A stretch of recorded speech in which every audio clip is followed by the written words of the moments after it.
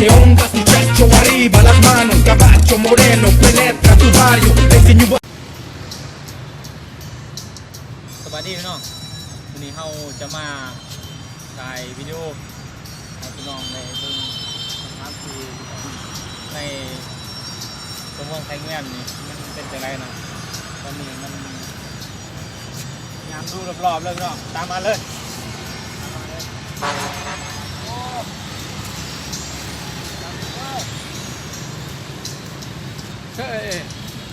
Good. เอาครับ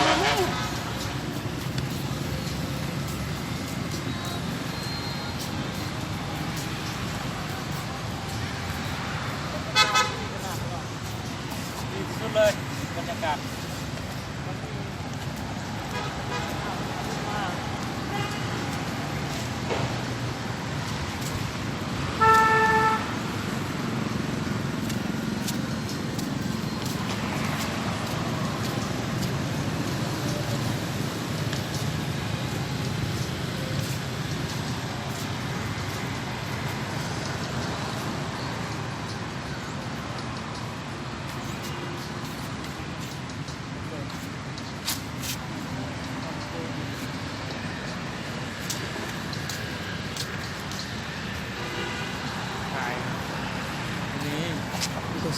งานมันนี่ใช่เอาแต่อันนี้มันงานเม็ดแบบของขาน้ำเลยรถเอาได้บนไปรถบนไปแล้ว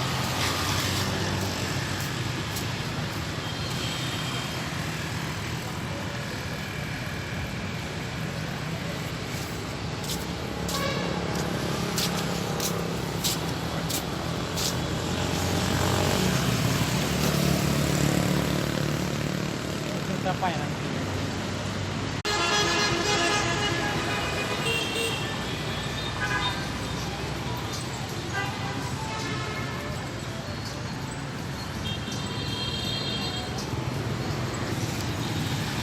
สบายดีพี่น้องตอนนี้เขาก็ได้มาอย่างรออยู่สวน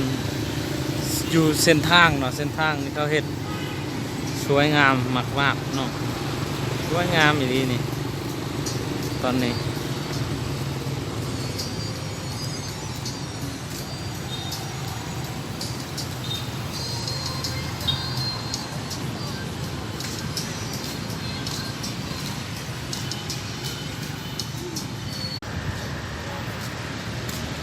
สบายดีพี่น้องวันนี้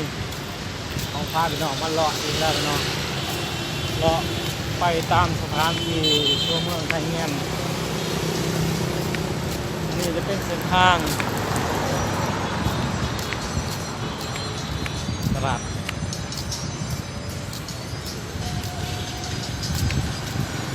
อากาศดีมินี่บ่ร้อนบ่หนาว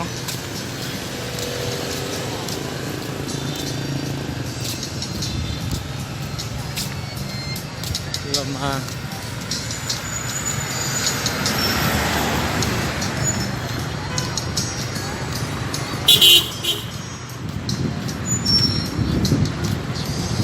กับเอารถแหละกับแหละได้เวลากับแหละพูดไปแค่นี้ยัง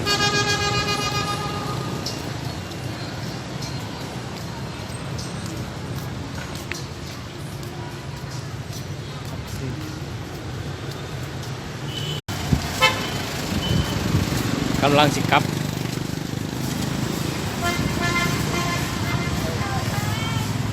มารถ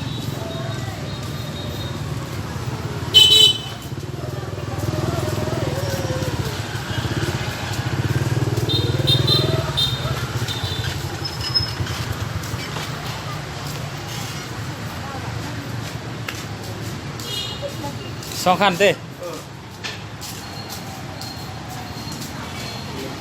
รถเขาอยู่ใส่บันนี่อ๋อ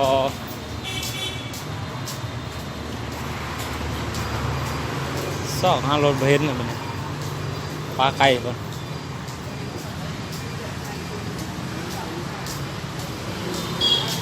ตัวนี้เลย โอ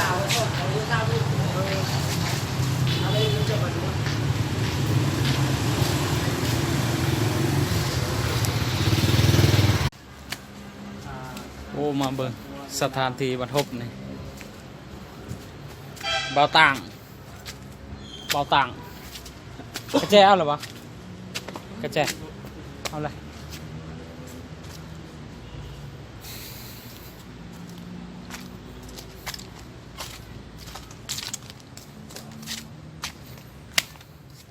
ทานไหมเดี๋ยวมื้อนั้นเขาให้ผมผัดน้ำก่อนน้ำพอกอยู่น้ำพอกอยู่นะ อันนี้มันกุ้งปั่นน้ำเนาะนี่มีน้ำบ่อยู่นี่ มื้อนั้นเขาเปิดตัวนี้นะช่วงปั้นน้ำนี่ กุ้งรอใหญ่ เออ กุ้งรอยักษ์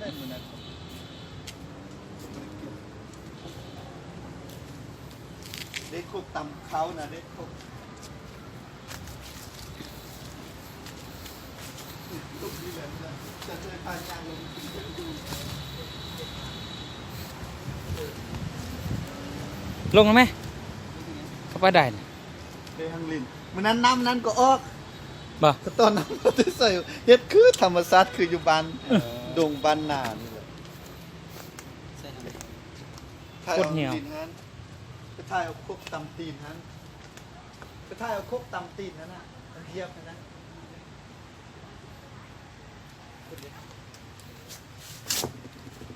เด็ดนั้นคือป่า น้ำ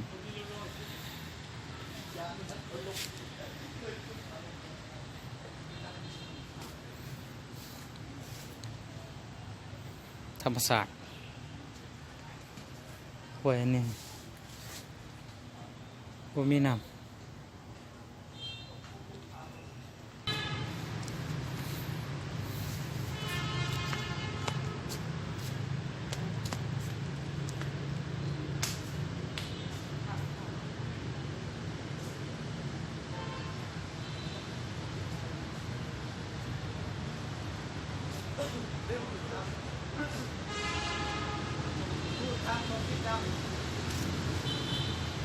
พูดทั้งตัวนี้แหละ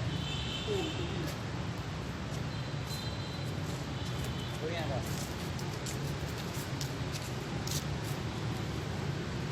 ไป สมนึกบุกกล้าไป บ่กลับไปหรอไป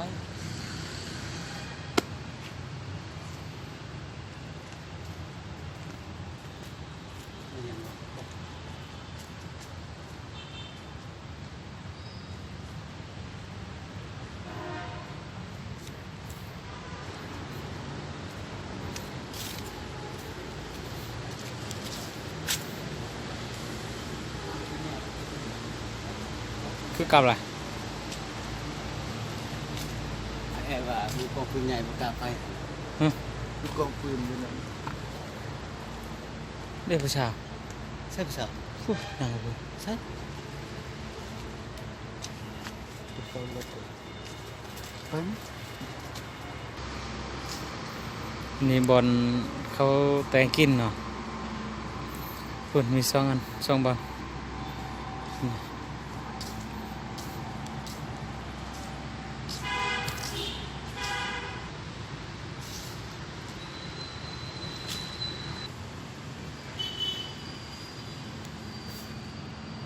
อันนี้เป็นรูปภาพบรรทบเดือนเบ็ดภูแต่กี้แต่ก่อนเนาะพี่น้องไปสมัยสงคราม เขาเป็นนี่แล้วกันเรียกบริเซนอย่างนี้บอก มันบอกพูดไปทั้งนั้นโอเค โมพิมยันติดยัน สถานที่สวยงามเลยพี่น้องรวมทั้งรุมแมนเขาขายดอกไม้ขายดอกไม้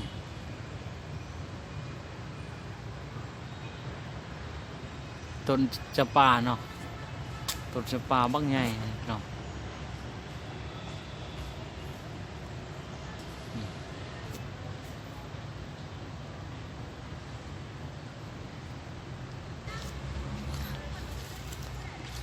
ต้นไฮ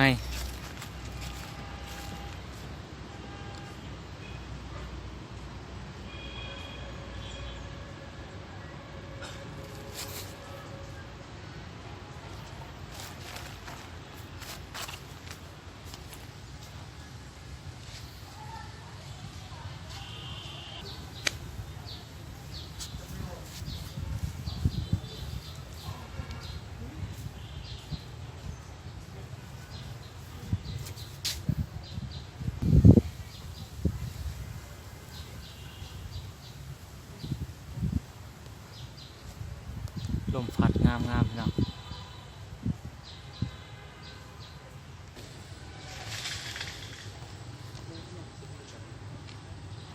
โดนเจ้ากับประเจี๊ยบนะ นี่แม่นอาจารย์พิมพ์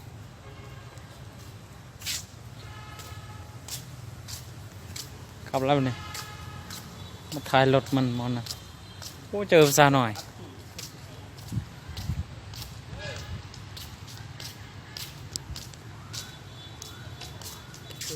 ทุบเราทุบรถเราอ่ะ อืม